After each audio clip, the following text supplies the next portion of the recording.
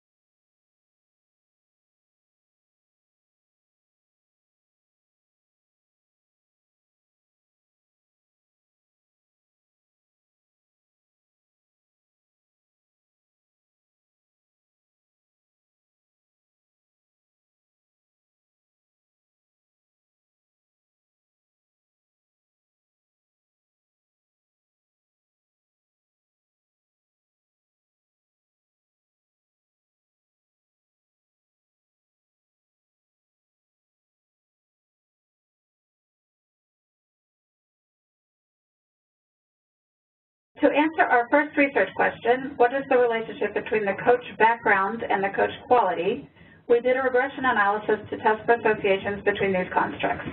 The sample size and the R-squared on the regression were too small to be useful for prediction, but we found the following associations. First, the coach's credentials were strongly associated with each aspect of the quality of their performance as a coach, as measured by our instrument. Except for a slight association between their previous years of experience as a teacher and their rapport with their teachers, none of their other background characteristics were positively associated with their performance as a coach. In fact, their years of experience as a head teacher and as a coach were actually negatively associated with every aspect of our measure of coach quality. I'll come back to that. For our second question, what is the relationship between coach background and teacher instructional practices, the regression analysis showed a positive association between a coach's years of previous experience as a teacher and as a coach, and gains in their teacher's adoption of the instructional practices. However, neither their prior experience as a head teacher nor their highest academic credential showed any association with their teacher's gains. So what does all of that tell us about the kind of background that makes the best coach? Since that was a lot of tables, let's sum up what we found so far with some cute clip art. In our sample, the coaches with higher credentials scored better on our measures of coach quality, but their level of credentials had no discernible effects on their teachers' practices. Meanwhile, our coach's prior experience as a head teacher or as a coach was negatively associated with our measures of coach quality. This may be because traditionally the roles of head teacher and coach have been more inspectorial than collaborative or reflective in this context. So it may be that coaches with years of experience doing coaching a different way found it harder to do coaching the rah-rah way. At the same time, though, their prior experience as a coach and as a teacher, but not as a head teacher, was positively associated with improvements in their teachers' practices, even though none of them had prior experience with the rah-rah approach to instruction. All caveats aside, if these results are representative, they suggest that the best candidates to serve as coaches in this context are those with the highest credentials and the most prior experience as a teacher, and maybe as a coach, but not as a head teacher. Now for research questions 3 and 4. What is the relationship between the quantity or the quality of coach visits and teacher instructional practices? Our regression analysis found very strong positive associations between the number of coach visits received and the teacher's gains. In other words, the more a teacher was visited by his or her coach, the more they adopted the new practices. Curiously, and this is the head scratcher, we actually found negative associations with our measures of coach quality and the teacher's gains. For example, at the first line under negative associations, we find that coaches scoring higher in rapport with their teachers was negatively associated with those teachers' gains in phonics, and coaches scoring higher in reflective activities with their teachers was negatively associated with those teachers' gains in general. Parenthetically, one more point I'd like to mention briefly is that even though the teachers increased both their phonics and text-related instructional practices, nothing we measured in this study, not coach background, quantity of visits, or quality of visits, showed any direct association with the text-related gains, only with phonics. This finding leaves me wondering, why phonics and not text? So what do these results tell us about which is more important, the quantity of coach visits or the quality? In our sample, the quantity of visits helped, the quality didn't. So, some implications for programming. First, does the quality of the coach visit really not matter? Or do data limitations in our study perhaps obscure the true impact of coach quality? Or do our measures of quality not capture the kind of quality that matters? For example, our data didn't include whether coaches modeled the lessons or discussed assessment results, both of which have been hypothesized to be high-leverage coaching practices. Or perhaps coach quality matters more in a later stage of teacher development. It may be that when a teacher is first adopting a new practice, the driving factor in fidelity of implementation is just accountability. But once they have the basics down and they're ready to become more critical about the quality and the flexibility of implementation, that may be when this kind of reflection-based coaching is more important. At any rate, let's say for now that quantity trumps quality. Is this good news? Is ensuring the quantity of visits easier than ensuring quality? I mean, isn't it easier to just get the coach to go to the school and not even have to worry about what they do when they get there? Maybe. But of course, the quantity of visits also has financial implications, and it constrains how many teachers one coach can cover. Some work has been done already on the optimum frequency and coach-teacher ratio needed to affect change, but these are areas for further research. And at the same time, it would be nice if a quality coach visit could get more bang for its buck and reduce the overall number of visits necessary.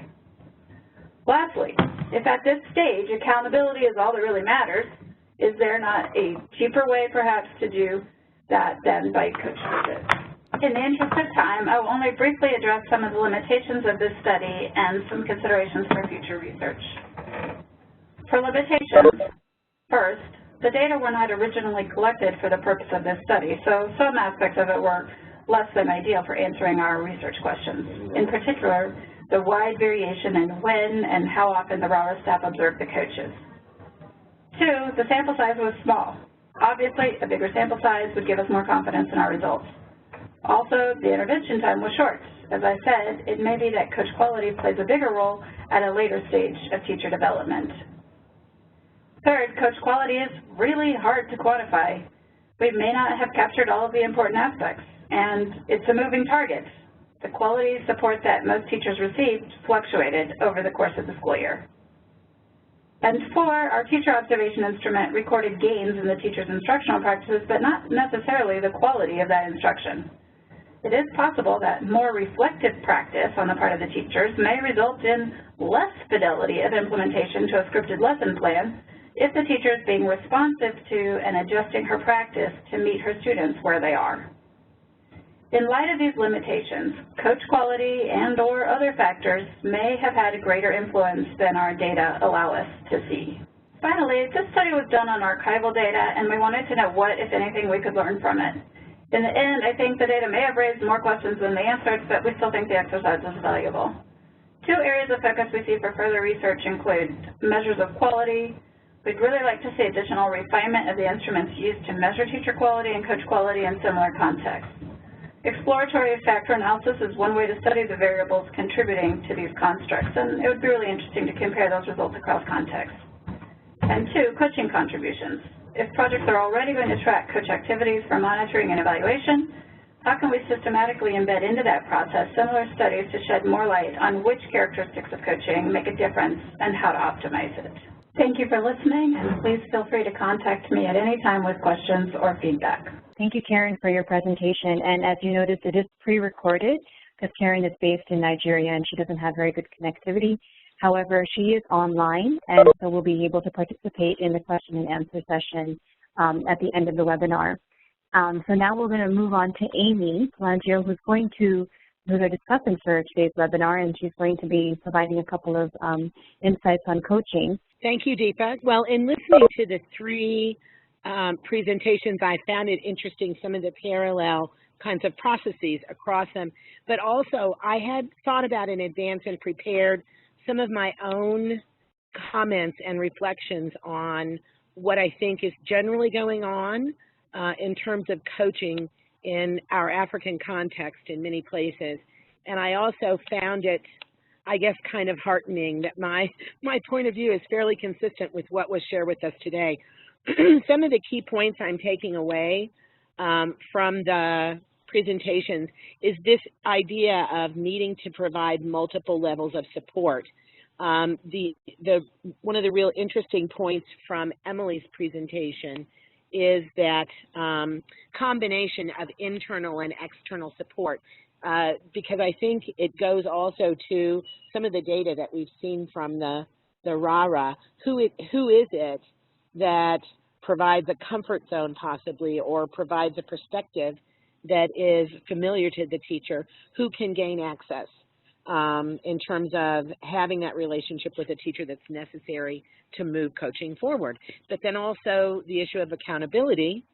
So the balance between internal and external master trainers, school leaders, lead teachers, those who have been teachers, those who have been supervisors.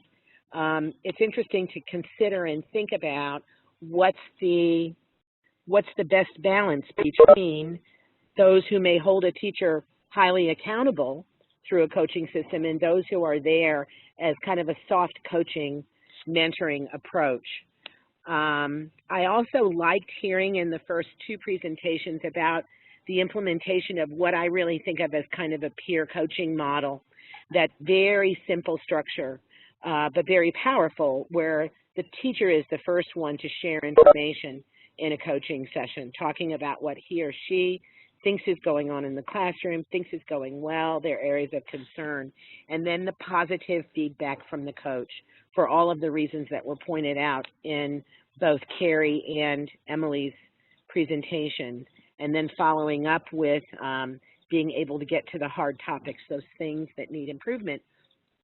Also linking in, particularly from Room to Read, that the areas or tiers of activity and feedback, keeping it targeted, keeping it focused, knowing as a coach that you can get to every problem in the classroom eventually, no matter which door you enter and no matter which avenue you take.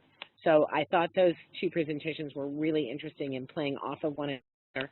And looking at the RARA research piece and the kinds of questions that were asked, the information that was shared in many ways doesn't surprise me. That those who have experience with teaching and coaching may be able to enter into a mentoring relationship with a teacher more quickly than those who are used to supervising. But then also this question of more time with coaching improves certain aspects of student performance, but those text-related gains coming later.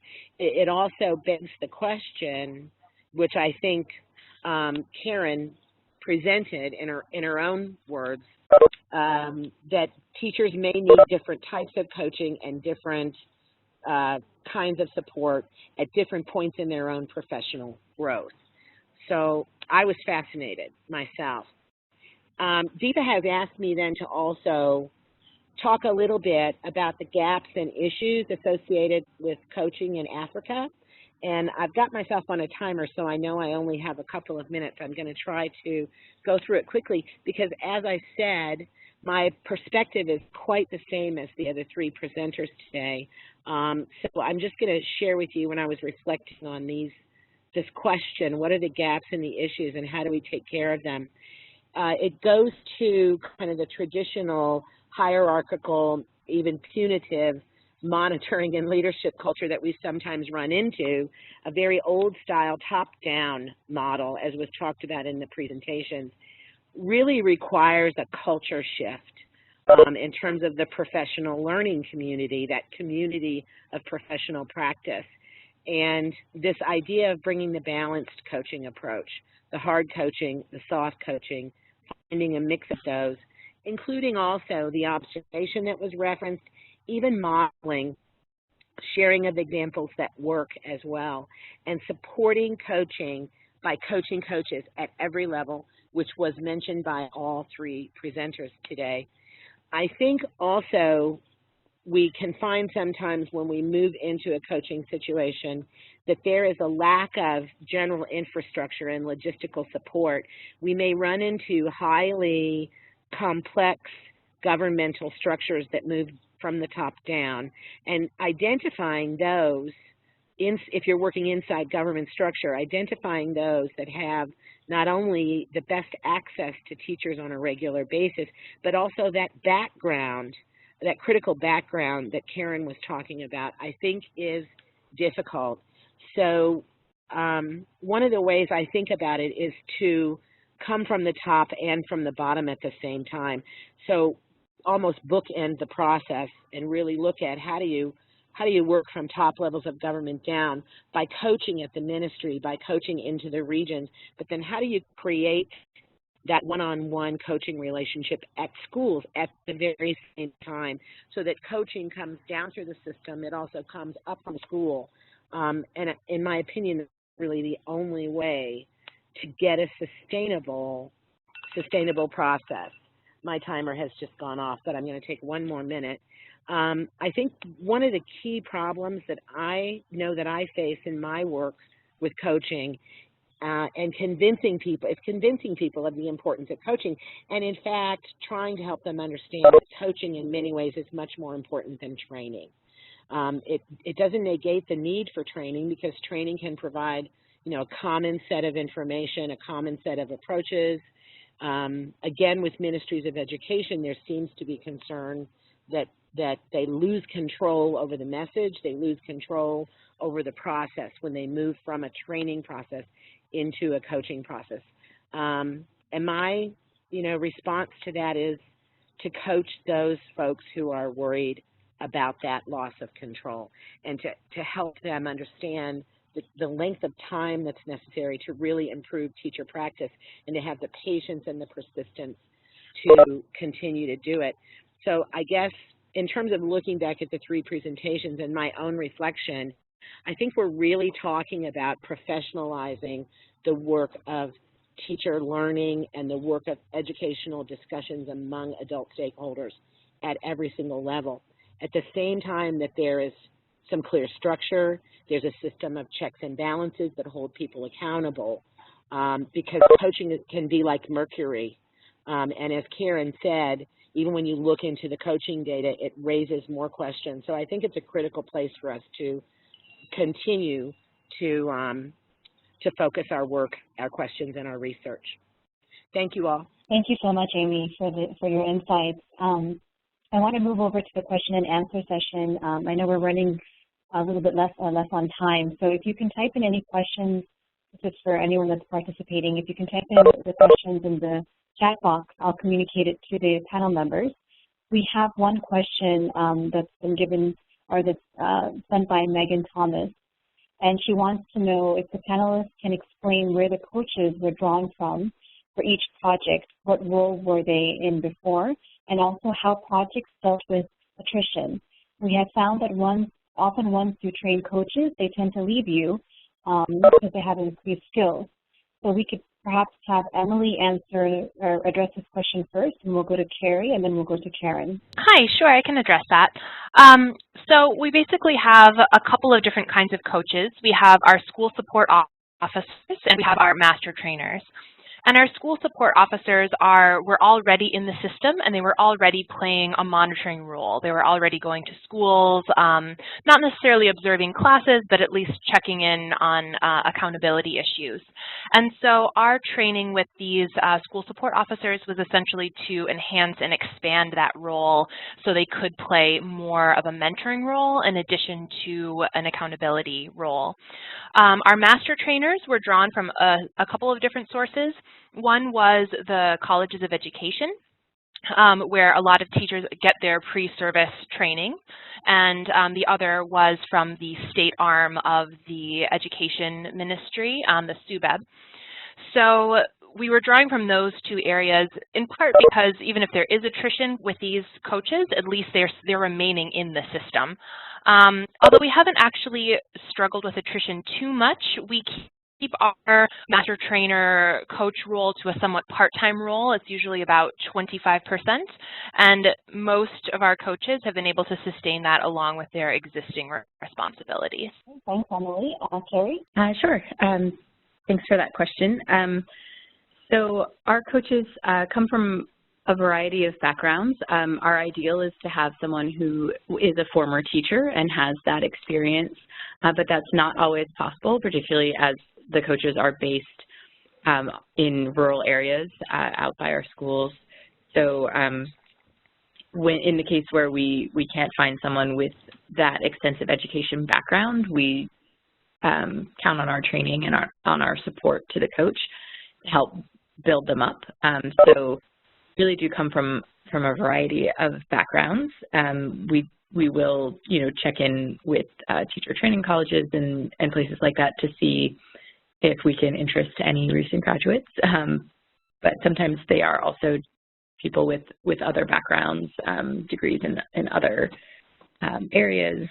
And the second part of your question about attrition, certainly it's a challenge anywhere. I don't know that we have a solid way of addressing it other than bringing in someone new and getting them up to speed to take over those positions.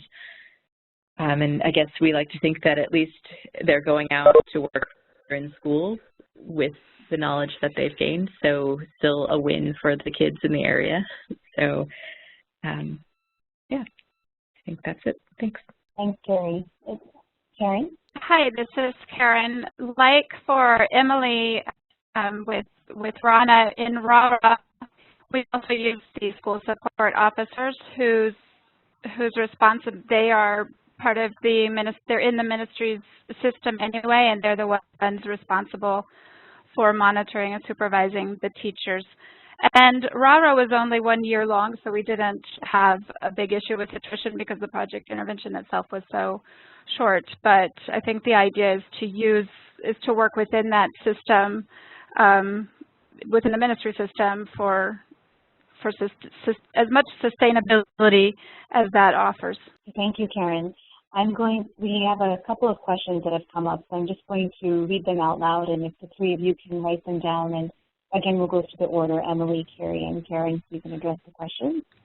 We have a question about how the how to train coaches to support teachers. That's one of the questions. Another question about the cost aspect. Has there been any, I guess, study or research done to look at the cost aspect? Is coaching more or less expensive than the existing supervisory system?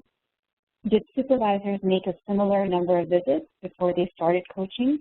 How did you persuade higher frequency if that was the case? What type of system do you use to collect the monitoring data that informs feedback to teachers from coaches? And one last question, and then I'll hand it over to all of you.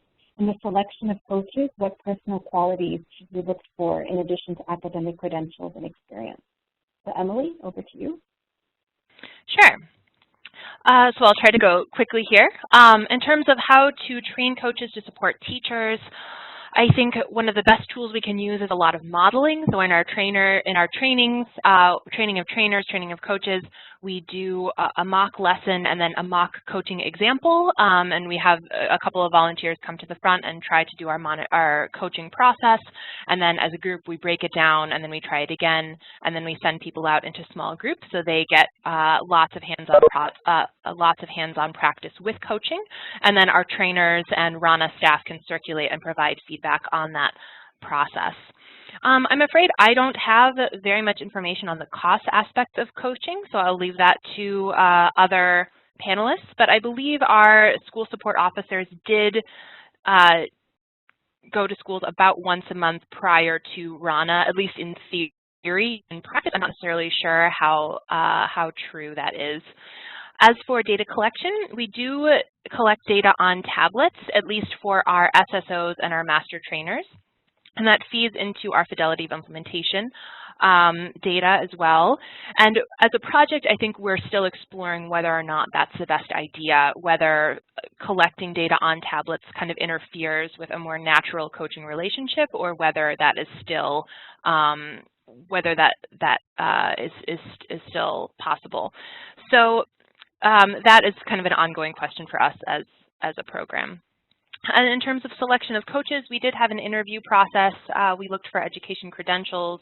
We also had coaches develop a sample lesson plan themselves to see if they had a kind of good education intuition that would fit with our program. So thank you. Thanks so much, Emily. And Kerri? Yeah, thanks.